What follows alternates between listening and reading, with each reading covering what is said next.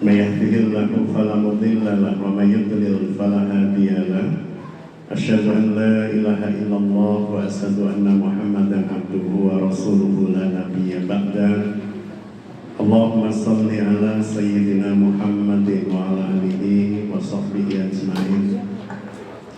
قال الله تعالى في قرآنه الكريم أعوذ بالله من الشيطان الرجيم يا أيها الذين آمنوا اتقوا الله حق تقاته ولا تموتن إلا وأنتم مسلمون. Amma ba'd, alhamdulillah para bunda yang dirahmati Allah, para pengurus, para jamaah Majelis Taklim Rawdatul Ilm yang dirahmati Allah. Puji syukur kehadirat Allah Subhanahu wa taala di hari yang penuh berkah, hari Jumat yang disebut sebagai Sayyidul Ayyam atau sebagai hari kita diperjumpakan oleh Allah Subhanahu wa taala di majelis ilmu yang secara rutin kita lakukan di Jumat kedua dan ketiga. Dan insya Allah di Jumat kedua kita mengkaji berkaitan dengan akhlak Rasulullah SAW untuk kemudian kita coba untuk mentauladaninya di dalam kehidupan kita yang pasti dipenuhi oleh hal-hal baik yang kita harapkan maupun yang tidak kita harapkan. Dan kalau panjenengan ditanya dari keseluruhan suguhan Allah di atas bumi lebih banyak yang diharapkan atau yang tidak diharapkan? Diharapkan. Alhamdulillah. Saya khawatir panjenengan merasa ada banyak hal yang tidak diharapkan yang hadir dalam kehidupan. Alhamdulillah. Salawat salam semoga senantiasa terintikal bil qalbi wa qawlu bil lisan wal af'alu bil arkan ala Rasulillah sallallahu alaihi wa alihi wasallam uswatuna wa qudwatuna, yang kita berharap agar kiranya apa yang kita lakukan di pagi hari yang penuh berkah ini menjadi bagian dari cara kita mencintai Allah dan Rasulnya, yang bersebab itu Allah pun dan Rasulnya pun akan mencintai kula panjenengan sana. Kalau Allah sudah mencintai seorang hamba, maka Allah akan menjadi tangan, kakinya, dan seterusnya. Begitu dalam hadis qudsi. Maksudnya tangannya akan dituntun oleh Allah, pandangannya akan dituntun oleh Allah, telinganya juga akan dituntun oleh Allah Subhanahu wa taala, hingga ujungnya kula panjenengan sami tidaklah hidup kecuali di atas jalan yang Allah ridha. Hingga akhir kehidupan panjenengan kula sami adalah ujung kehidupan terbaik yang Allah ridho kepada kita, yang Allah mengampuni dosa kita, kepulangan yang kemudian dikenal sebagai husnul khotimah insyaallah. Baik, pagi hari ini pirsa temanipun Bunda. Jasuriku. Kekuatan memaafkan. Masa begitu temanya? Kekuatan memaafkan siapa saja yang bisa bersalah. Baik. Jadi tema besarnya masih tentang memaafkan, dan subtemanya hari ini berkaitan dengan siapa saja bisa salah dalam hidup. Untuk kemudian menjadikan kula panjenengan sami langkung wiyar mana itu.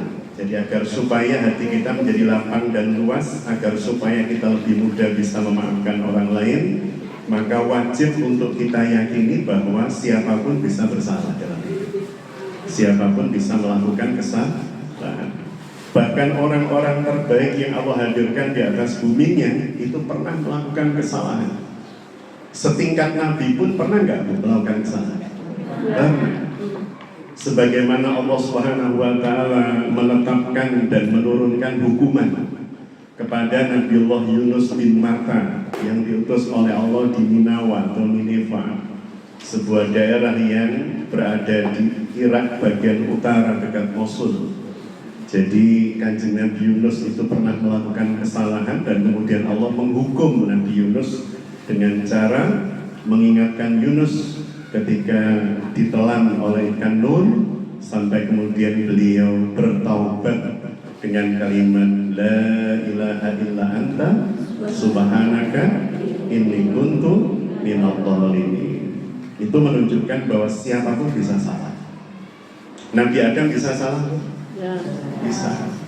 Bahkan ketika Adam alaihissalam diberikan perintah oleh Allah Subhanahu wa taala, dan ini menjadi awal dosa yang dilakukan oleh manusia.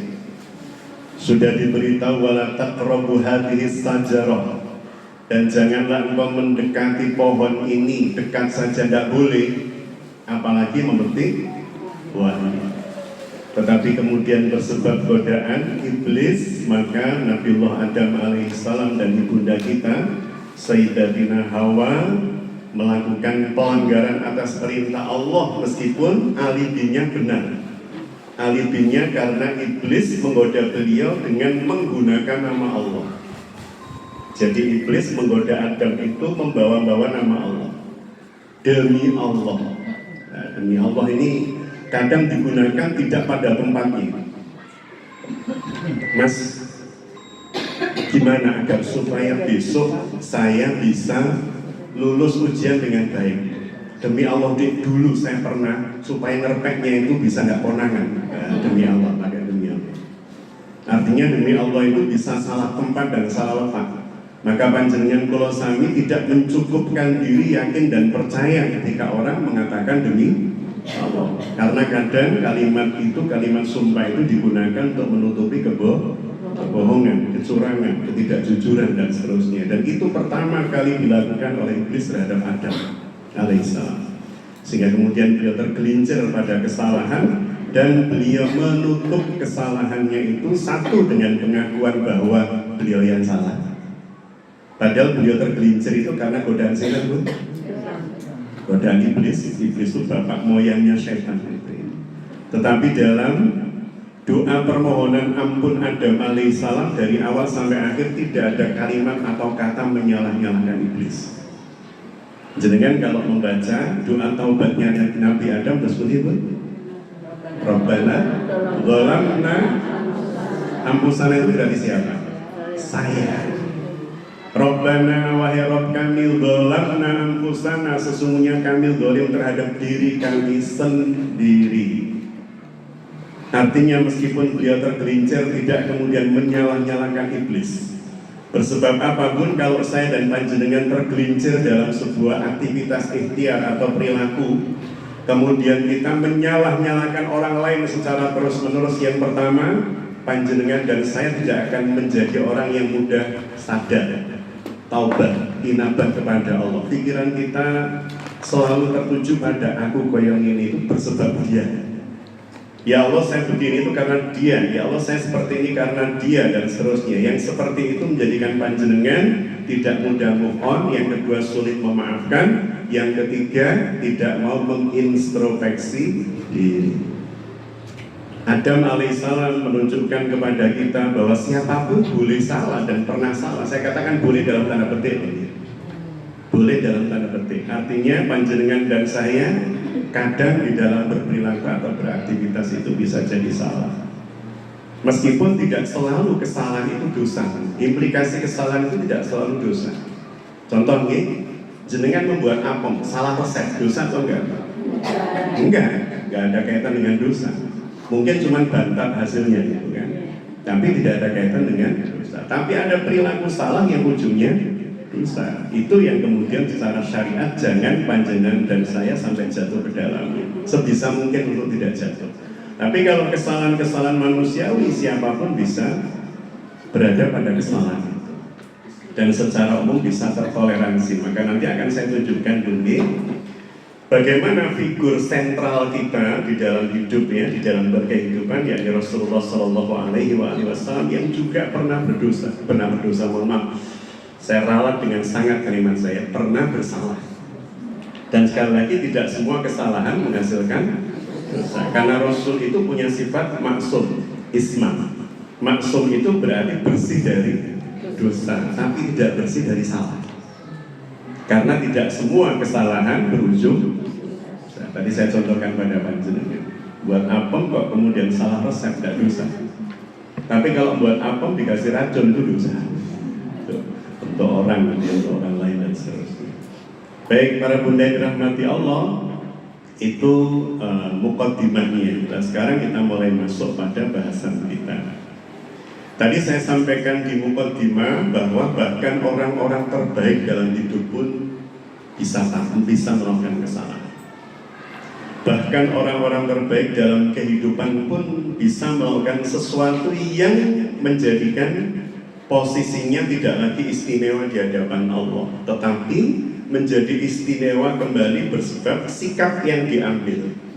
Jadi panjenengan dan saya bisa melakukan kesalahan bahkan berimplikasi dosa, tetapi yang terpenting bukan dosa yang panjenengan dan saya lakukan, tetapi sikap kita sedang melakukan dosa atau kesalahan itu yang kemudian menjadikan kita berbeda dengan orang lain. Para bunda yang rahmati Allah, saya akan awali bahasan kita dengan teguran-teguran yang diberikan oleh Allah kepada Kanjeng Nabi. Jadi Rasulullah Muhammad SAW, makhluk yang paling sempurna ini pun, bahkan secara resmi langit itu pernah menegur beliau. Nanti ini akan saya berikan kepada panitia ini, pada Pak Pengurus, bisa dikopi untuk bahasan berikutnya. Jadi para bunda yang dirahmati Allah, bahkan sekali lagi seorang nabi yang sangat mulia, manusia yang Allah sebutkan dalam suratul Ahzab ayat 21 dengan kalimat laqad kana lakum fi rasulillahi uswatun hasanah liman kana yarjullaha wal yawmal akhir wa dzakarallaha katsiran. Ini seorang nabi loh yang panjenengan dan saya diminta menjadikan beliau sebagai uswah hasanah buat kita, contoh kebaikan buat kita. Artinya kalau kemudian disebutkan contoh kebaikan, yang tidak baik dalam Rasul jangan dicontoh. Apa ada yang tidak baik dalam Rasul? Ada, di sini dijelaskan dalam Quran. Pernah loh Muhammad bin Abdullah itu melakukan sesuatu yang tidak pada tempatnya, sehingga kemudian Allah meluruskannya. Dan untuk hal yang seperti ini jenengan dan saya tidak boleh mencontoh. Maka kalimatnya uswatun hasanah, beliau itu uswah dalam kebaikannya. Untuk hal yang tidak baik jangan dicontoh. Kita lihat ya beberapa ayat yang menunjukkan bahwa beliau pernah melakukan hal yang tidak baik dan langsung Allah memberikan teguran karena saking sayangnya. Dan ini juga menunjukkan bahwa Al-Quran itu bukan buatan Muhammad. Panjenengan dan saya kira-kira pengen nggak dikenang di dalam sejarah keburukan kita? Tidak pengen. Sehingga kalau kemudian panjenengan dan saya menulis biografi kita, kira-kira kalau kemudian ada kritikan orang lain terhadap kita, keburukan kita munculkan nggak dalam biografi? Tidak. Secara umum, secara umum kita akan munculkan kebaikan-kebaikan kita. Tetapi di dalam Al-Quran yang Kanjeng Nabi yang menyampaikan, Allah yang mewahyukan, ternyata Kanjeng Nabi menyampaikan teguran-teguran Allah terhadap diri beliau. Padahal Rasulullah tahu bahwa kitab suci ini akan dibaca oleh manusia dari mulai beliau sampai hari kiamat nanti. Tetapi kesalahan beliau, teguran Allah terhadap beliau tidak disembunyikan. Karena apa? Karena kewajiban beliau menyampaikan seluruh ayat Al-Quran tanpa dikorupsi. Mungkin nggak panjenengan dan saya mengkorupsi informasi berkaitan dengan diri kita. Jadi misalnya begini, ibu kita bercerita kepada orang lain tentang baik dan buruk kita. Kemudian kita menceritakan kepada orang lain, ibu kita bercerita tentang kita tadi, itu ada baiknya, ada buruknya. Kira-kira mungkin nggak kita mendistorsi informasi, mengkorupsi informasi? Yang kita ceritakan, ibu saya cerita tentang saya begini, yang baik-baik kok. Mungkin begitu? Mungkin kalau saya, kalau Muhammad Hatta, tapi kalau Muhammad bin Abdullah. Jadi ketika kemudian Allah Subhanahu wa Ta'ala menjelaskan, Muhammad kamu salah, kesalahannya seperti ini, beliau sampaikan. Karena ini wahyu Allah dan hukumnya haram untuk menyembunyikan ayat Allah, meskipun berkaitan dengan kesalahan beliau dan teguran Allah terhadap beliau. Ada beberapa ayat yang nanti kita akan kaji dan bahas. Yang pertama firman Allah di surah Abasa. Yang kedua di surah At-Tahrim ayat 1. Kalau Abasa nanti ayat 1 sampai 10, kita ambil beberapa saja. Kalau surah At-Tahrim ayat 1. At-Tahrim surah ke-66, At-Tahrim itu surah 66 ayat 1. Ya, 1 dan 2 lah kalau kemudian kita ingin lebih lengkap. Kemudian yang ketiga surah ke-9 943. Surah ke-9 At-Taubah ayat 43. Yang keempat suratul Anfal, Al-Anfal surah ke-8 ayat 67 sampai 68. Surah apa?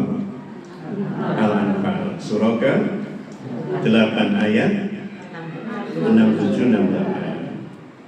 Berarti bukan gantung atau aja. Yang ke berapa sekarang?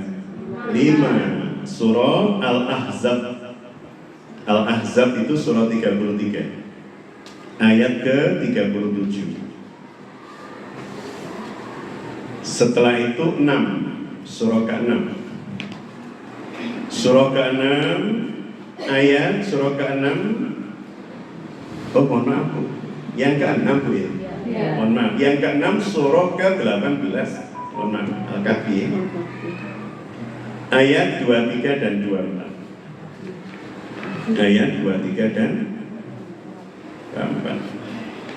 Dan sebagai pelengkap nanti, kalau ini Rasulullah, maka sebagai pelengkap nanti Abu Bakar As-Siddiq di surah An-Nur surah 24 ayat 22. Surah 24 ayat.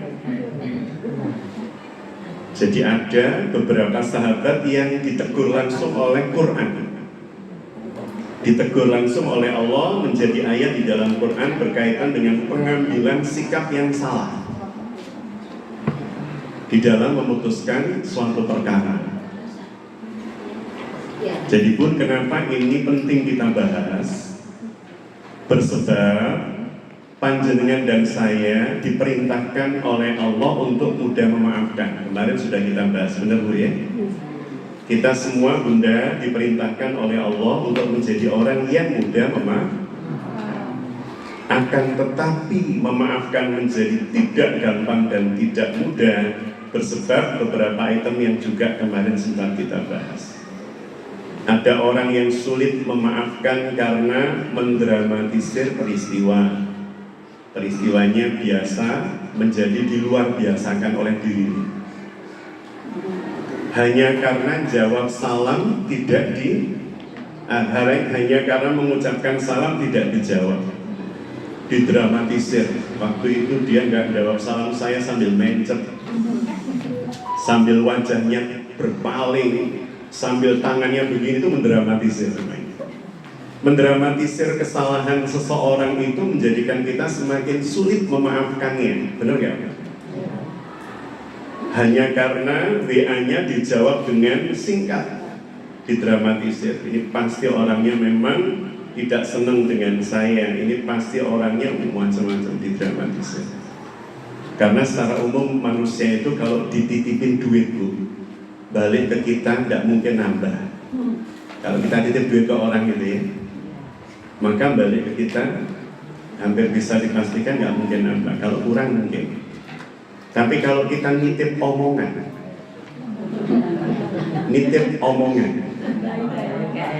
itu kadang belarang nggak karu-karuan. Maka yang pertama langsung kita menuju ke surah Abasa. Abasa itu artinya apa? Bermuka masam. Yang bermuka masam. Bisa praktekkan tuh bermuka masam? Tidak bisa Ustaz, saya bisa praktekkan ini kalau depan suami. Wah itu parah ya. Jadi para bunda yang dirahmati Allah, bermuka masam atau berwajah masam. Padahal kalau panjenengan pernah membaca kitab Sama'il yang dibahas secara rutin di Masjid Ar-Rahmah itu oleh Ustaz Musnail, kitab Sama'il Muhammadiyah judulnya. Penulisnya namanya Imam At-Tirmidzi. Di dalam kitab Syama'il itu dituliskan sisi-sisi manusiawi Rasul, bagaimana cara beliau berjalan, cara beliau melihat orang, cara beliau tersenyum, cara beliau tertawa, cara beliau meletakkan kaki saat makan, cara beliau mengetuk pintu saat akan bertamu, dan seterusnya. Itu semua detail dibahas. Hadis-hadisnya terkategori sahih, maka kitab itu menjadi kitab yang muktabar ya, di beberapa ma'had pendidikan bagi anak-anak kaum muslimin. Dan di dalam kitab Syama'il itu juga dijelaskan bahwa Kanjeng Nabi itu adalah manusia yang wajahnya senantiasa tampil cerah, tampil berseri kepada siapapun. Tetapi kenapa di dalam ayat ini Allah mengkritisi wajah masam beliau? Bersebab saking tidak pernahnya seorang Muhammad mengeluarkan ekspresi wajah seperti ini. Kira-kira kalau panjenengan dan saya muka masam itu pernah atau berkali-kali? Berkali-kali. Hanya karena tawar-menawar dengan bakul nggak cocok harga bisa bermuka masam. Hanya karena suami datang tidak sebagaimana biasa membawa oleh-oleh bisa bermuka masam. Hanya karena anak mengatakan sesuatu yang tidak sebagaimana kita harapkan, kita bisa berwajah masam. Artinya kalau ditanya tentang ayat ini, kenapa Allah mengkritisi seorang Muhammad yang bermuka masam? Karena beliau tidak pernah mengeluarkan ekspresi ini, Bu. Sehingga ketika sekali beliau mengeluarkan ekspresi ini, oleh Allah langsung dikoreksi. Maka jenengan dan saya seandainya jadi nabi nggak turun ayat ini karena saking seringnya bermuka masam. Karena kalau turun ayat capek itu malaikat Jibril tuh bolak-balik turun ayat bermuka masam. Jadi karena saking tidak pernahnya Rasul berwajah masam atau bermuka masam. Kita lihat ayatnya, abasa wa tawalla an ja'ahul a'ma. Jadi Rasulullah Shallallahu Alaihi Wasallam dikritisi oleh Allah yang berwajah masam ketika datang kepada dirinya seorang laki-laki yang a'ma, itu buta. Rasulullah dikritisi oleh Allah Subhanahu Wa Taala. Kenapa Rasul mengernyitkan wajah ke mukanya? Kita lihat dulu asbabun nuzul. Jadi agar supaya panjenengan menilai sesuatu itu kontekstual, gitu ya, dan kontekstual dan konseptual, gitu ya, sesuai dengan konteksnya dan sesuai dengan konsepnya. Maka para bunda yang dirahmati Allah, kita harus lihat asbabnya dulu, asbab turunnya ayat itu. Sama dengan begini, Bu. Panjenengan tidak boleh menilai bertemu dengan Bu A atau Bu B pagi ini, kok wajahnya merengut langsung dengan putuskan, itu mesti wong elek. Ini mesti wong atine gak resik. Jenengan harus melihat apa asbabun nuzulnya atau asbab munculnya merengutnya itu. Oh, jangan-jangan beliau ini pada saat mau berangkat tadi naik motor disalip sama anak muda preman yang rangreng dan seterusnya, sehingga kejengkelannya masih ke bawah nyampe ke sini. Mungkin nggak, Bu? Oke. Artinya para bunda yang dirahmati Allah, untuk memunculkan cara pandang yang jernih terhadap sebuah masalah, maka perhitungkan asbabnya. Kenapa kok seperti ini? Anak datang dengan wajah merengut dari sekolah, jangan langsung kemudian katakan gak sopan deh wong tua, mulai-mulai kok merengut. Karena bisa jadi merengutnya ada asbab yang kita tidak tahu. Maka harus tahu asbabnya. Maka untuk menilai Kanjeng Nabi kenapa bermuka masam juga harus tahu asbabun nuzul. Di dalam riwayat Ibnu Abbas itu putra dari Abbas bin Abdul Muthalib, berarti sepupu Kanjeng Nabi, jarak usianya lebih dari 30 tahun dengan Rasul, masih sangat belia. Tetapi beliau ini dijuluki sebagai turjuman umat, sebagai orang yang bisa menerjemahkan Al-Quran terbaik bagi umat karena saking pinternya. Dari Abdullah bin Abbas radhiyallahu anhuma, kalau saya sebut radhiyallahu anhuma itu berarti keduanya, huma itu keduanya. Karena saya sebut Abdullah bin Abbas, berarti Abdullah anaknya Abbas, dua-duanya muslim, dua-duanya sahabat, maka disebut radhiyallahu anhuma. Kalau cuma satu radhiyallahu anhu, misalnya Abbas saja, Abbas radhiyallahu anhu, atau Ibu Aisyah radhiyallahu anha karena perempuan. Ini biar panjenengan memahami konteks bahasa Arab, nahwunya. Rasulullah Shallallahu Alaihi Wasallam sedang berdakwah kepada para pemuka Quraisy hari itu, dan yang dihadapi oleh Kanjeng Nabi ada Utbah bin Abi Rabi'ah Syaibah, bin Abi Rabi'ah, kemudian Abu Jahal atau Amr bin Hisham, kemudian Umayyah bin Khalaf, kemudian Walid bin Mughirah. Ini tokoh-tokoh terpenting di Mekah. Jadi Rasul sedang mendialogi tokoh-tokoh paling penting, tokoh-tokoh yang paling top leadernya Mekah. Jajaran pemerintahan Mekah itu yang mengepalai orang-orang itu Utbah, Syaibah, Abu Jahal, Al-Walid bin Mughirah, Umayyah bin Khalaf. Rasul sedang mendakwai mereka. Berarti dakwah ini bersifat penting apa enggak? Penting atau sangat penting jika yang didakwai itu tokoh-tokoh. Kira-kira kenapa disebut sangat penting? Kira-kira yang hadir orang-orang pilihan, benar?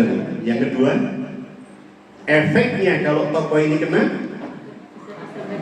maka bisa jadi pengikutnya akan deret, karena mereka punya pengikut. Maka dakwah seperti ini menjadi dakwah yang sangat urgent, sangat penting. Nah, di situasi yang sangat penting itu tiba-tiba datanglah seorang laki-laki namanya Abdullah bin Umi Maktum. Abdullah bin Umi Maktum radhiyallahu anhu. Seorang laki-laki yang akma, kedua matanya buta dia itu. Datang kepada Rasul yang sedang mendakwai tokoh-tokoh nomor 1 musyrik Mekah hari itu. Ya kalau sekarang misalnya pendakwah Islam dari Indonesia, siapa? Satu, sebutkan satu.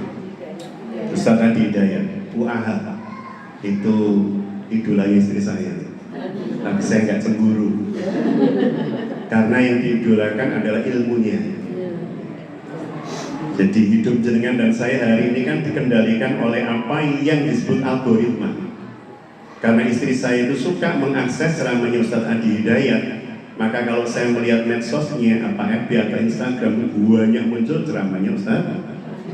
Dan saya nggak cemburu, karena kaitannya dengan ilmu, saya justru senang. Tapi kalau yang banyak muncul di FB dan Instagram istri saya itu kerudung atau tas itu pasti dia sering mengakses itu pasti. Itu algoritma namanya. Jadi kalau kita sering lihat kerudung-kerudung, maka kan buahnya iklan kerudung di tempat kita. Gila boleh? Melihat tas banyak tas. Nah, ketika saya lihat handphone istri saya atau istri saya melihat handphone saya, kami sama-sama tahu apa yang paling sering kami akses. Oh ternyata Ustaz Adi, ya saya tentrem, alhamdulillah. Kok bukan Ustaz Muhammad Hatta, nggak apa-apa Bu, karena ilmunya Muhammad Hatta jauh dibandingkan Ustaz Adi. Baik, jadi yang datang Abdullah bin Umi Maktum yang kedua matanya Pak, padahal Rasul sedang mendakwai tokoh-tokoh penting. Ustaz Adi Hidayat mendakwai 1 Vladimir Putin, 2 Donald Trump, 3 Donald Duck, bukan ya? 3 siapa lagi? Xi Jinping misalnya. Kemudian 4 Presiden Korea Utara. Siapa Bu? Kim Jong Un, anaknya Kim Jong Il, anaknya Kim Jong Un. Jadi orang-orang ini dihadapkan Ustaz Adi Hidayat, didakwah ibu, jelaskan Islam. Berarti ini momen penting tau boleh? Sangat penting, sangat penting. Tiba-tiba ada orang dari Pasar Bandar yang tidak dikenal datang. Bukan dari Pasar Bandar jelek, boten pun dari Manis Renggo aja lah, jangan nanti kemudian mengatakan irasialis gitu kan. Dari Manis Renggo datang, nggak dikenal. Kemudian pengen dijelaskan oleh Ustaz Adi Hidayat, dari Pasar Manis Renggo datang, karena saya dari Manis Renggo. Kemudian tanya pada Ustaz, ini orang nggak dikenal gitu kan. Rasul sedang Ustaz Adi Hidayat sedang mendakwai tokoh-tokoh nomor 1. Orang tidak dikenal juga pengen mendapat dakwah Ustaz Adi Hidayat. Ustaz mau tanya begini. Kira-kira kalau jenengan menjadi Ustaz Adi Hidayat Bu, dengan datangnya orang ini tiba-tiba gitu ya, tiba-tiba nimbrung di tengah beliau mendakwai tokoh-tokoh penting, jenengan kecewa nggak dengan datangnya orang ini? Kalau kecewa, Mas nanti begitu loh maksudnya Rasul itu, nanti jangan sekarang. Berarti ini manusiawi atau enggak? Sangat manusiawi. Tetapi oleh Allah tetap ditegur. Karena yang menghadapi situasi itu adalah seorang nabi lagi Rasul yang tidak pantas dan layak mengeluarkan wajah kecewa. Seandainya pun kamu kecewa, nggak usah sampai wajahmu wajah masuk.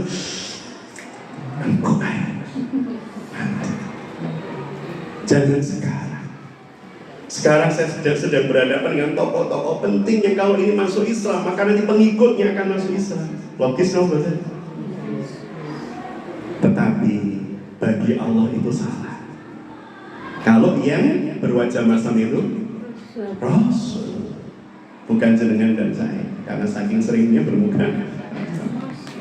Jadi Rasul itu menergitkan wajahnya dan langsung ditegur oleh Allah Subhanahu wa Ta'ala. Abasa wa tawalla, yang berwajah masam dan memalingkan wajahnya. Rasul melihat datang Abdullah bin Maktum, kemudiannya Rasulullah, jelaskan padaku tentang Islam. Padahal Rasul sudah menjelaskan tentang Islam pada tokoh-tokoh ini. Maka Rasul kecewa dan memalingkan wajah. Kok teko saat itu, Mas? Oleh Allah langsung ditegur. Ditegur dalam rangka apa? Ditegur dalam rangka untuk satu, jangan panjenengan dan saya memposisikan seseorang lebih tinggi dibanding orang lain hanya karena pangkat dan jabatan. Kalau pas yang datang itu orang berdasi, berjas, pakai mobil, nyambut kita itu sampai mundur-mundur, monggo. Tapi ketika yang datang sepeda Honda, kita kemudian sambil dari dalam, wonten apa Pak? Mungkin Bu terjadi seperti ini. Allah mengajarkan melalui Kanjeng Nabi, jangan begitu Muhammad. Karena hidayah itu bisa jadi diberikan oleh Allah kepada siapapun, tidak bergantung pada tingkat ketokohannya, tidak bergantung pada tingkat sosialnya, status sosialnya. Allah bisa memberikan hidayah pada siapapun. Dan nanti terbukti bahwa yang menjadi support Islam paling dahsyat bukan tokoh-tokoh yang saya sebutkan namanya, karena mereka semua ini yang saya sebutkan namanya tadi, Utbah, Syaibah, Abu Jahal, Al-Walid bin Mughirah, semuanya mati dalam keadaan kafir. Semuanya. Tetapi Abdullah bin Umi Maktum ternyata suatu saat menjadi apa? Menjadi bagian dari gubernur yang akan menggantikan Rasul pada saat beliau bepergian di Mekah, di Madinah, bahkan kemudian diangkat menjadi muadzin resmi Masjid Negara, Masjid Nabawi. Maka ada hadis begini pada saat puasa, ya, ada hadis dari Rasulullah SAW yang menyampaikan, makan dan minumlah jika yang adzan Bilal bin Rabah, tetapi hentikan makan dan minummu jika sampai pada adzannya Abdullah bin Umi Maktum. Berarti muadzin resmi negara ada dua, Bilal sama Abdullah bin Umi Maktum. Kenapa kalau Bilal yang adzan kita masih boleh makan? Itu adzan peringatan. Kalau kita takhir, jenengan kalau di Madinah atau di Mekah, itu ya, adzannya kan 2 kali subuh itu. Adzan pertama untuk mengingatkan bagi yang sudah sholat mulai jam 1. Seperti ini Bu Yuli sama Pak Dwi dan suami itu kalau sholat malam, karena satu kamar dengan saya Pak Dwi. Jam 1:30 sudah mulai tahajud itu ya, Masya Allah. Jadi bagi yang sudah sholat malam jam 1, maka saat akhir itu saat istirahat. Maka Rasul membaringkan diri beliau di bagian sebelah kanan sambil meletakkan telapak tangan di bawah pipi. Sampai kapan 50 ayat dibaca? Adzan subuh yang kedua, Abdullah bin Umi Maktum itu adzan subuh, berarti kalau dengan sahur udah tidak boleh makan. Kalau adzan pertama masih boleh. Tarhim, kalau bahasa kita itu suara insya, masih boleh makan. Sampai apa? Sampai adzan subuh. Sampai adzan subuh, baru tidak boleh makan. Jadi para bunda yang dirahmati Allah, kembali pada poin pertama yang kita pelajari dari kisah Rasulullah SAW ini, bahwa panjenengan dan saya ketika menyeru, ketika berharap hidayah, ketika menyampaikan pesan kepada seseorang, jangan melihat berdasarkan status sosial. Bersebab hidayah Allah bisa dititipkan melalui perantaraan siapapun, dimanapun, kapanpun, dalam keadaan apapun. Satu. Yang kedua, keharusan untuk mengutamakan orang yang memang punya azam, punya niat dibanding orang yang tidak punya niat meskipun dia punya kekuasaan, punya pangkat, punya jabatan dan seterusnya. Dahulukan memang orang yang memiliki niat. Abdullah bin Umi Maktum datang pada Rasul, punya nggak niat untuk mendapat informasi tentang Islam? Punya, karena mendatangi. Kalau Rasul kan yang mendatangi mereka, tokoh-tokoh itu. Tapi kalau Abdullah bin Umi Maktum justru yang datang ke majelis ilmunya. Maka dahulukan orang-orang yang memang di dalam hatinya ada harapan, keinginan untuk mendapatkan cahaya hidayah dari Allah melalui ilmu. Yang ketiga, fokuslah pada niat dakwah, bukan orang yang kita hadapi. Kita fokus pada niat kita mendakwai siapapun, niat dakwah kita. Jangan kemudian fokusnya pada siapa yang, sehingga pada saat yang dihadapi si A, si B ternyata berbeda dengan ketika yang dihadapi C sama D. Maunya ngomong misalnya bahwa khamr itu haram, tapi karena yang kita hadapi berbeda, jadi khamr itu boleh haram, boleh halal misalnya. Ini sudah melenceng niat dakwahnya, bersebab apa? Fokus pada yang dihadapi. Saya pernah diminta oleh Ibu Bupati waktu itu, Bu Ariyanti, ketika beliau masih menjabat, untuk memberikan tausiah atau tausiah di basementnya SLG. Itu kan ada basementnya, ya? Di ruang di basementnya SLG kepada para pengusaha kafe dan karaoke. Wah, saya waktu itu bayangkan yang saya hadapi. Kalau kafe secara umum oke lah, tapi kalau sudah karaoke kan konotasinya nggak bagus. Saya sudah mikir, apa yang harus saya sampaikan? Tetapi tidak boleh, ya Allah, saya menyembunyikan kebenaran. Meskipun berhadapan dengan para pengusaha itu, jika mereka salah, saya harus sampaikan bahwa itu salah, tetapi dengan cara yang tepat, dengan cara yang benar. Bukan menyembunyikan kebenaran, tetapi cara menyampaikan yang harus tepat. Mungkin masih ada sebagian videonya yang di Pemkab sekian belas tahun yang lalu. Waktu itu saya sempat ngerangkul salah seorang pemilik karaoke yang mohon maaf dikenal oleh beberapa orang menyediakan, mohon maaf, teman-teman nyanyi itu loh, apa namanya? LC itu Lila Catering. Jadi mohon maaf ya, perempuan yang menemani orang yang nyanyi. Pemandu wisata. Oh, pemandu lagu. Pemandu wisata kayak dia. Jadi ada itu, dikenal seperti itu. Saya bayangkan yang jelas kan hukumnya haram. Saya cuma bilang begini kepada beliau, pasti Bapak cinta sama istri kan? Cinta. Pasti Bapak senang cinta sama anak Bapak. Sambil saya rangkul begini, untuk menetralisir apa yang akan saya sampaikan. Karena kalau berdepan begini kan jadi beda orang ngomong. Jenengan kalau nasihati anak berdepan dengan menyamping itu kan beda. Sambil dipukul gini loh, dibanding loh gini loh. Dan saya rangkul, waktu itu saya sampaikan, Bapak pasti sayang Bapak sama istri, iya. Sama anak saya Bapak, iya. Pak, dan saya yakin panjenengan tidak mungkin rela dan ridho kalau anak atau istri panjenengan menjadi pendamping orang nyanyi di karaoke. Itu langsung jelek, beliau langsung menundukkan wajah. Saya nggak tahu apakah sebab itu masuk di dalam hati beliau karena itu kewenangan Allah, tapi saya sudah menyampaikan dengan cara yang sudah saya pilih dibanding mengatakan Pak seperti itu haram. Saya sampaikan Pak sebagaimana Kanjeng Nabi itu ya, saya cuma nyontoh beliau. Rasulullah itu ketika ada anak muda berzina, ya Rasul apakah saya boleh berzina? Maka Rasul cuma bertanya kepada anak tersebut tanpa kemudian bilang bahwa wakmu itu wajah-wajah rokok, kan nggak begitu Rasul. Tapi kalimat Rasul, kamu punya ibu nak? Punya saudara perempuan nak? Punya. Bagaimana kalau ibumu dizinai laki-laki? Wajahnya langsung berubah. Bagaimana kalau saudara perempuanmu dizinai laki-laki yang bukan suaminya? Maka menjadi berubah wajah. Dan kemudian dia tidak berzina, bersebab membayangkan ibu atau saudara perempuan. Jadi para bunda yang dirahmati Allah, fokus pada niat dakwah. Ketika jenengan dan saya dakwah, fokus pada niat.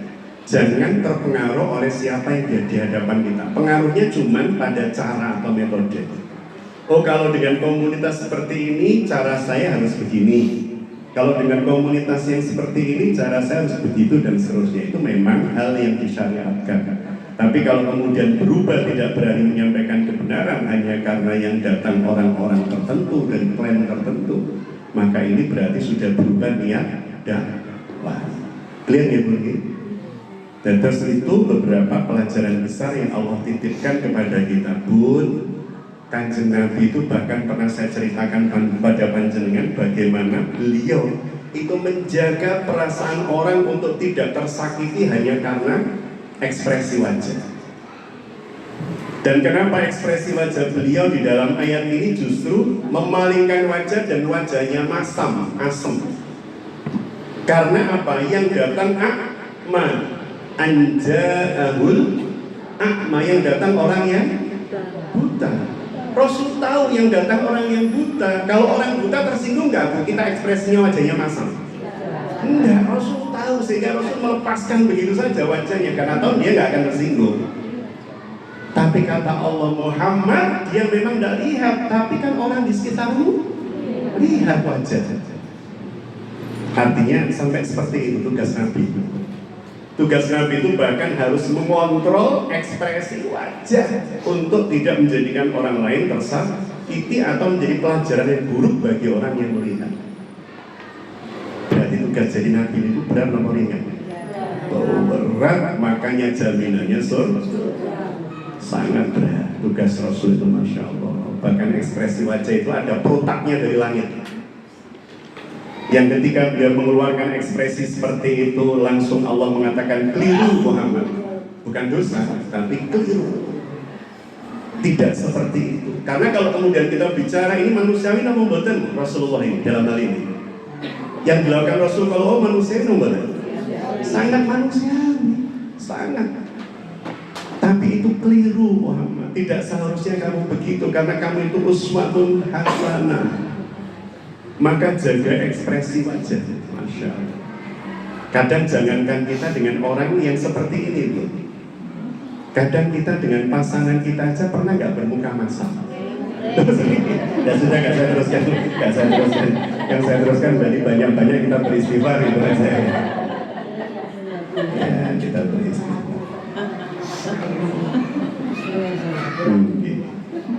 Baik.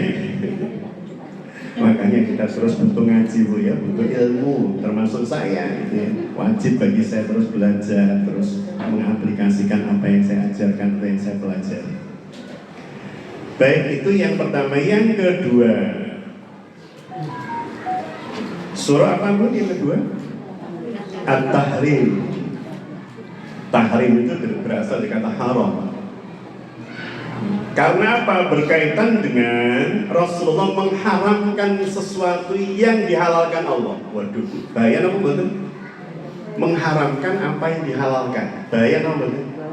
Sangat berbahaya. Tetapi tidak kemudian dalam makna fikih, tapi dalam makna apa kita lihat ya. Allah Subhanahu wa taala berfirman, "A'udzubillahi minasyaitonir rajim. Ya ayyuhan nabi." Ini panggilan kepada Kanjeng Nabi, namanya langsung atau sebutannya? Allah menegur Rasul ini dengan memanggil langsung nama atau sebutannya? Sebutan, bukan ya Muhammad. Gini apa? Ini menunjukkan Allah meskipun menegur tetap memposisikan beliau sebagai Nabi.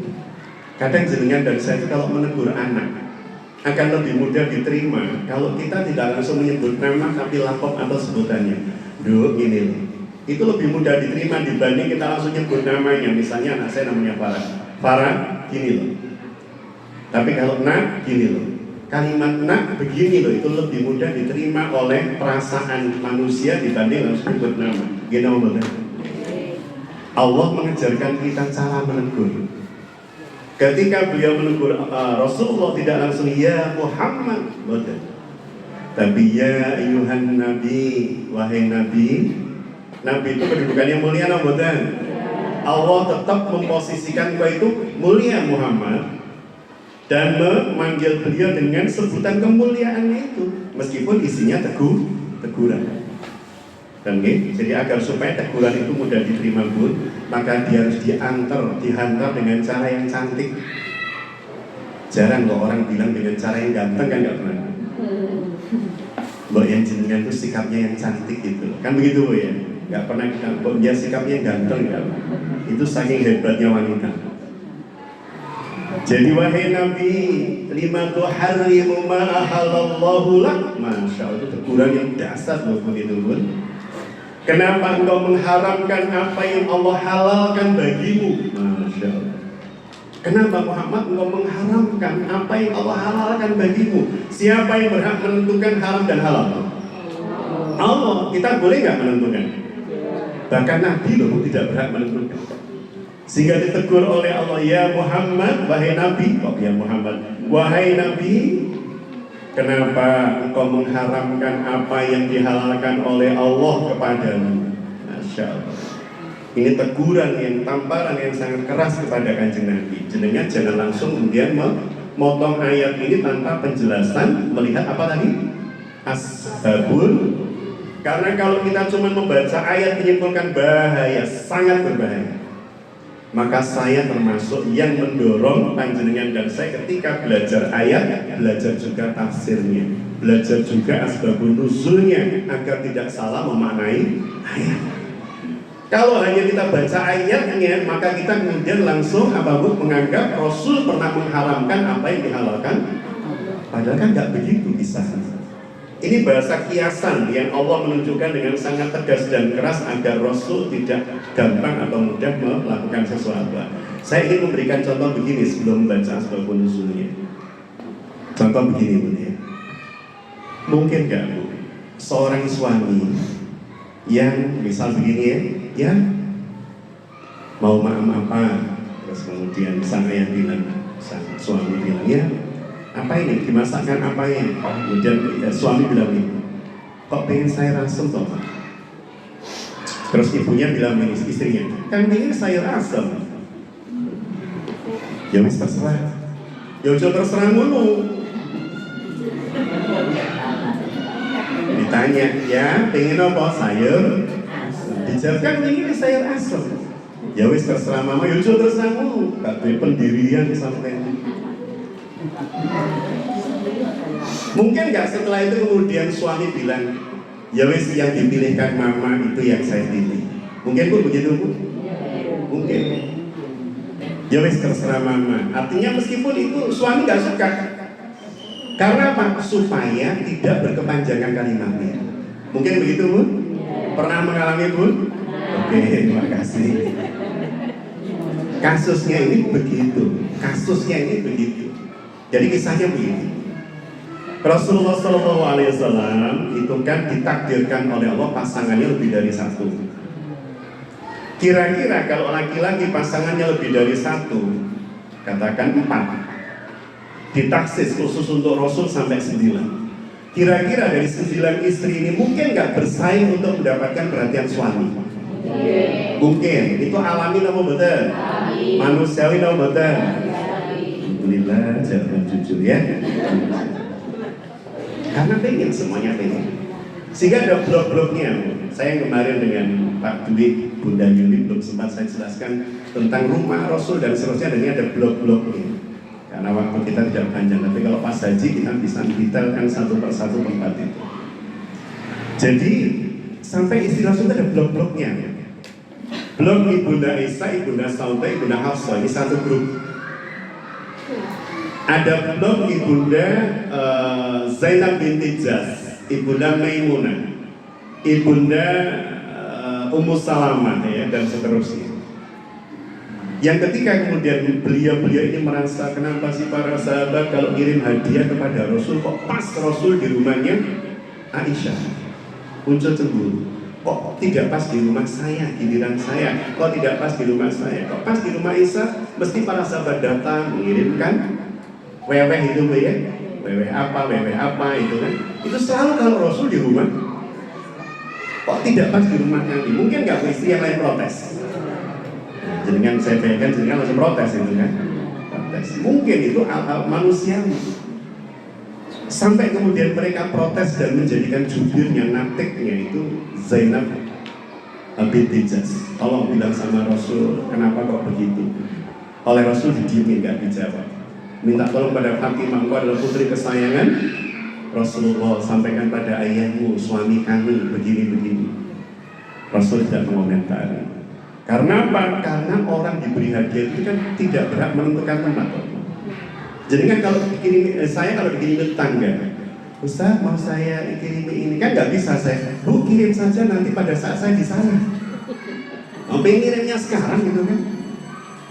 Dan para sahabat ketika ditanya kenapa engkau mengirimi aku selalu pada saat di tempat Aisyah, karena kami tahu ya Rasul, di antara istri-istrimu yang paling engkau cintai adalah Aisyah. Dan kami ingin memberikan kepadamu saat hatimu paling gembira. Non sewu, jenengan kagungan yoga 3. Mungkin nggak di antara 3 ini ada satu yang panjenengan paling sayang? Sangat mungkin. Hati kita terhadap kasih sayang itu kan nggak bisa dibagi rata, Bu. You know betul?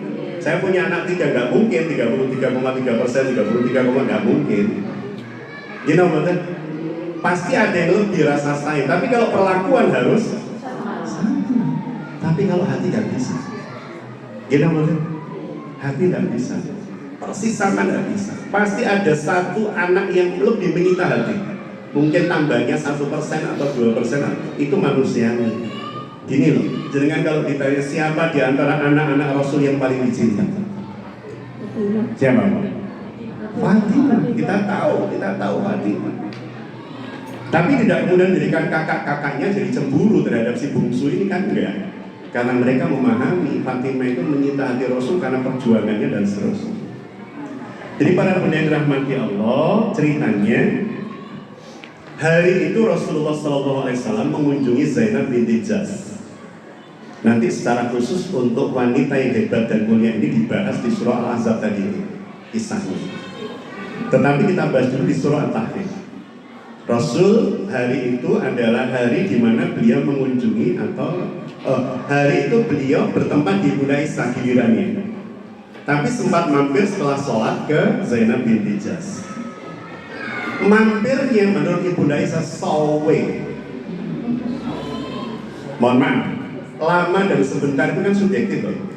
Gini betul? Kita itu kalau sedang cemburu, waktu pendek jadi gini betul? Jadi pewanjang. Ibunda Aisyah itu kan pencemburu dan itu manusiawi. Karena beliau ketika Rasul wafat itu masih 18 tahun. Jadi Ibunda Aisyah itu cemburu. Soalnya ya Allah, ngomongin Zainab gak balik-balik. Pas Rasul kembali ke rumahnya Ibunda Aisyah, dalam keadaan di ujung bibir beliau masih ada madu, bekas madu. Bekas madu. Maka Ibunda Aisyah kemudian bersepakat dengan Ibunda Hafsah, kan satu geng dalam tanda petik ya, geng kebaikan, satu geng. Bilang sama Ibunda Hafsah, dan khusus Ibunda Hafsah ini kalau kita bicara Raudhah sangat dahsyat. Jadi bicara sampai dengan Ibunda Hafsah, nanti kalau Rasul ngomong dengan kita bersepakat, ya Rasul kok bau mulut jenengan gak enak ya? Padahal madu kan gak berbau. Tapi untuk menunjukkan protesnya, protes berat, seperti warga Pati kepada bupatinya. Protesnya ditunjukkan dengan kalimat itu, ya Rasul, kok mohon maaf kok bau jenengan begini kalau ngomongnya. Ibunda Hafsah ketika diajak ngomong Rasul juga begitu kalimatnya. Wah, Rasul tahu wah ini berkomplot ini. Berkomplot. Dan selalu ketika Rasul ngomong, komentar lagi Ibunda Aisyah, ya Rasul kok bau jenengan begini toh? Rasul ngomong apa lagi? Ya Rasul apa itu? Akhirnya Ben tidak ngomong lagi Ibunda Aisyah, Rasul bilang begini, ya sudah, mulai besok aku tidak akan lagi meminum madu. Ya sudah, mulai besok aku tidak lagi meminum. Untuk apa? Ben gak ngomong meneh. Gak terus di madu apa minum apa ngomongnya gak enak wajah apa baunya. Kali begitu sampai Rasul. Ya Allah, gak mandek-mandek ya. Mungkin Bu jenengan bilang begitu pada suami karena jengkel. Apa diungkit lagi, apa diungkit lagi. Akhirnya suami jengkel ya wes, gak ngunu-ngunuan. Jalan-jalan nanti kalau jalan pagi dengan ketemu ini loh. Ya wes mulai besok aku gak olahraga. Mungkin begitu Bu? Hanya karena ingin tidak dikomenin lagi. Lah Rasul begitu, ya sudah mulai besok aku tidak akan minum madu lagi. Mohon maaf, madu itu halal atau haram? Ketika Rasul bilang begitu, ya sudah mulai besok aku tidak akan minum madu lagi. Itu kalau ada sahabat yang dengar, mulai besok aku tidak akan minum madu lagi. Mungkin nggak mereka menganggap, oh berarti mulai besok madu itu haram? Pasti, karena yang ngomong siapa? Rasul. Masalahnya Rasul itu yang ngomong Rasul, sehingga kalimat itu menjadi kalimat urgent. Kalau kita kan biasa, ya wes Bu, aku menulis gak olahraga meneh. Beneran ya? Wes gak usah metu kok omah. Jadi para bunda yang dirahmati Allah, kalimat ini, teguran Allah ini, makanya Allah menegur tetap dengan menggunakan nama kemuliaan Rasul, sebutan dia, ya ayuhan Nabi, karena Allah maha tahu bahwa ini kesalahan yang manusiawi. Kok kemudian apa-apa dia ngomongin jenengan Rasul apa kok mambuni ngomong gak enak toh, saya mambuni kok gak enak toh, madu itu menjadikan mulut jenengan gak nyaman toh, terus begitu, terus sore bilang begitu lagi, malam bilang. Akhirnya Rasulullah ya wis mulai besok saya gak akan minum madu lagi.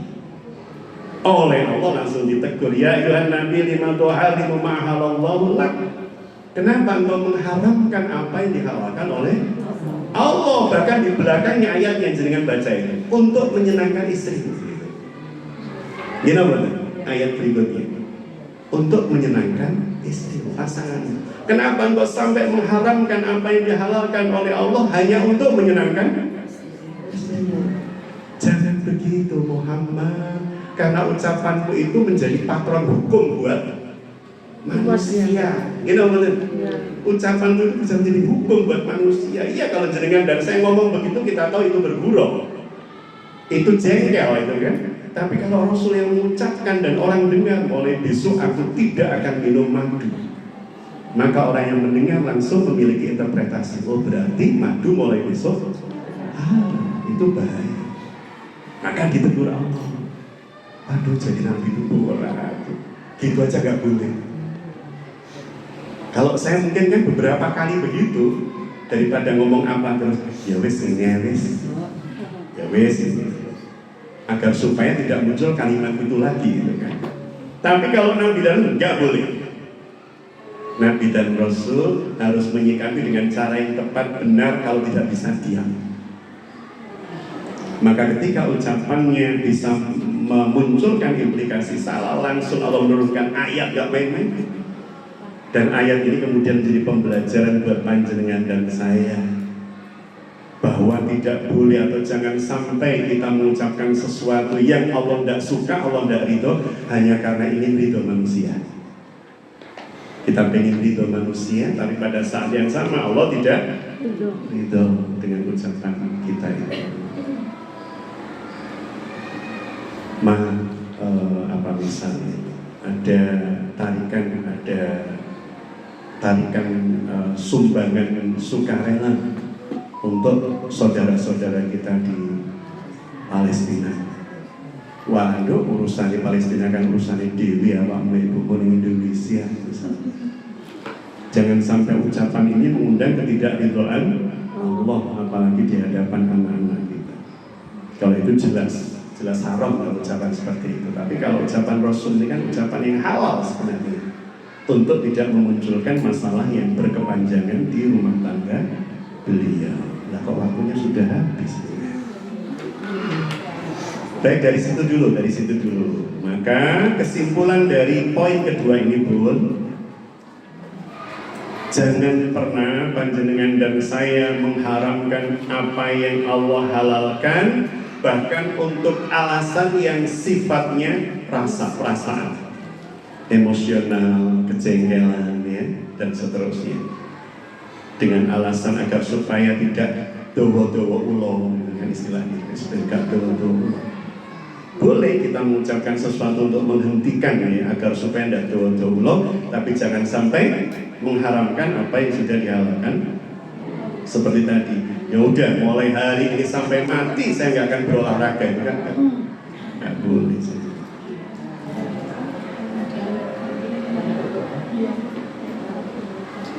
Yang kedua, keseimbangan di dalam komunikasi berumah tangga itu pun harus tetap dan wajib dilakukan dalam bingkai syariah. Dalam bingkai syariah. Tidak cukup hanya dengan kompromi. Kompromi itu maksudnya, mohon maaf ya, ini ada keluarga beneran. Saya dapat cerita dari Ustaz Salim Abdillah. Jadi ada keluarga itu saking liberalnya sampai begini, nggak apa-apa papa selingkuh, asalkan kalau mama selingkuh jangan dilarang. Sampai gitu. Ini liberal, sudah liberal. Tapi silakan papa selingkuh, tapi kalau mama selingkuh jangan dilarang. Wah, ini liberal. Namanya kompromi. Mengkompromikan sesuatu, dan ini dalam Islam haram hukumnya, sangat haram hukumnya. Haramun mutlak, haramnya mutlak. Jadi keseimbangan di dalam rumah tangga itu wajib dalam bingkai apa? Syariat, bukan kompromi. Ya. Lek jenengan ngono ya aku ngene. Kan enggak begitu. Lek jenengan mentudut ya aku mentudut. Itu kan kompromi yang enggak bagus. Kompromi yang enggak bagus. Dan jenengan mentudut ya aku tetap tersenyum lah, itu ibu-ibu Raudhatul Ilmi gitu kan. Meskipun jenengan mentudut, aku tidak akan mentudut. Bibirku akan selalu tersenyum, begitu kata Nana PKS. Dan teguran ini mengajarkan kejujuran pada prinsip. Pada hal yang sangat mendasar, itu maksudnya. Meskipun pada tataran komunikasi keluarga, termasuk larangan berbohong. Hanya dalam rangka untuk anak itu tidak nangis. Ada bu orang tua berbohong dan anak tidak nangis? Itu tidak boleh. Itu melanggar prinsip. Jadi hal yang bersifat prinsip itu tidak boleh dilanggar meskipun dalam rangka apa tadi bu? Dalam rangka untuk anak tidak nangis, dalam rangka untuk mengharmoni hubungan antar pasangan dan seterusnya. Dalam tanda petik tuh ya. Tapi kalau kemudian orang luar berbohong ketika ada suami istri yang sedang berseteru, malah boleh dan dianjurkan. Seorang sahabat bilang kepada temannya, yang saya tahu suamimu tidak begitu kok. Insya Allah dia tetap mencintai panjenengan, doakan kepada Allah, jangan dibenci. Padahal dia tahu suaminya nakal, suaminya temannya ini, tapi dia ngomong doakan kepada Allah. Insya Allah suamimu itu sedang bergerak menuju pertaubatan. Misalnya begitu, tidak mendengar ya, sudah bujuk sampai terus pantas nih kerain rokok, enggak begitu. Justru didoakan, diluruskan.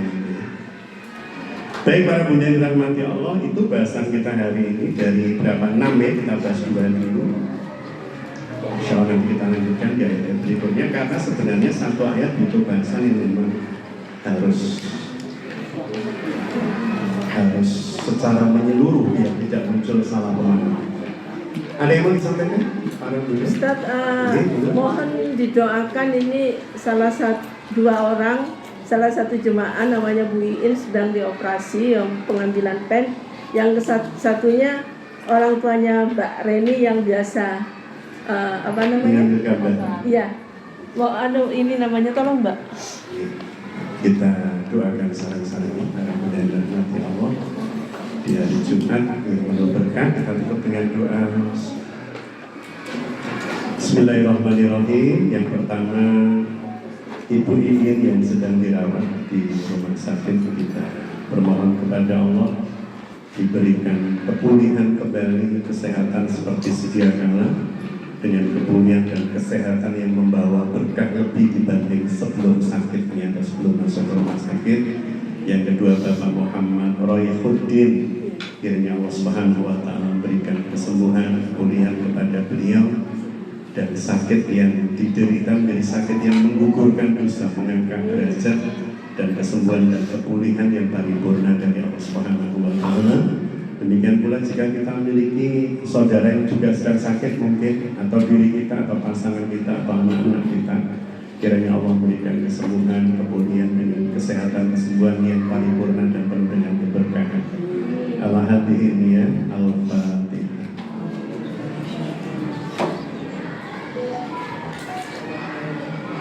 Bismillahirrahmanirrahim. Allahumma salli ala Muhammadin wa ala alihi wa sahbihi wa sallam. Alhamdulillahi rabbil alamin. Hamdan syakirin, hamdan na'imin, hamdan yuafi ni'amatika wa mazidah. Ya Rabbana, lakal hamdu kama yanbaghi li jalali wajhika wa 'azimi sultanik. Allahumma sahil umurana, ya Allah mudahkan seluruh urusan kami, amanah-amanah kami, wahasil maqasidan, dan sampaikan kami atas maksud tujuan menciptakan kami. Wabaligna ilaika ya Allah, dan kami mohon panjenengan terima amal-amal kami. Rabbana hab lana min azwajina wa dhurriyyatina qurrata a'yun waj'alna lil muttaqina imama. Allahumma ya Allah, kami bermohon Engkau jadikan pasangan hidup kami, anak-anak kami, dzurriyyah kami sebagai qurrata a'yun, yang menyedapkan dan menyejukkan mata jika dilihat, menenteramkan hati jika dipikirkan. Waj'alna lil muttaqina imama, dan Kau jadikan kami dan keluarga kami pemimpin di dalam kebaikan, ketakwaan, keimanan. Rabbana ighfir lana wa li walidayna warhamhuma kama rabbayana shighara. Kiranya Engkau ampuni dosa, salah, khilaf kami, kemaksiatan kami, dan demikian pula khusus untuk kedua orang tua kami. Allah, angkat derajatnya, maafkan dosa dan kesalahannya, berikan tempat terbaik di sisi Panjenengan ya Allah bagi yang telah menghadap-Mu, dan berikan usia yang panjang, berkah serta penuh dengan kesolihan pada saat beliau masih hidup mendampingi kami. Rabbana amanna bima anzalta wa tabi'na rasul faktubna ma'asyahidin. Allahumma ya Allah, jadikan majelis taklim Raudhatul Ilm ini, para pengurus dan seluruh jamaahnya, menjadi majelis yang menghimpun kami untuk saling membela kelak di akhirat-Mu, saling mempersaksikan kebaikan satu dengan yang lain. Engkau himpun kami di bumi ya Rabb, dan semoga Engkau kumpulkan kami kelak dalam jannah-Mu. Rabbana atina fid dunya hasanah wa fil akhirati hasanah wa qina adzabannar wa adkhilnal jannata ma'al abrar ya aziz ya ghaffar ya rabbal alamin. Subhana rabbika rabbil izzati amma yasifun, wassalamun alal mursalin, walhamdulillahi rabbil alamin. Amin ya rabbal alamin. Demikian para bunda yang dirahmati Allah, mohon maaf jika ada khilaf salam dan menyampaikan pemaparan. Jazakumullahu khairan katsira. Billahi taufiq wal hidayah. Assalamualaikum.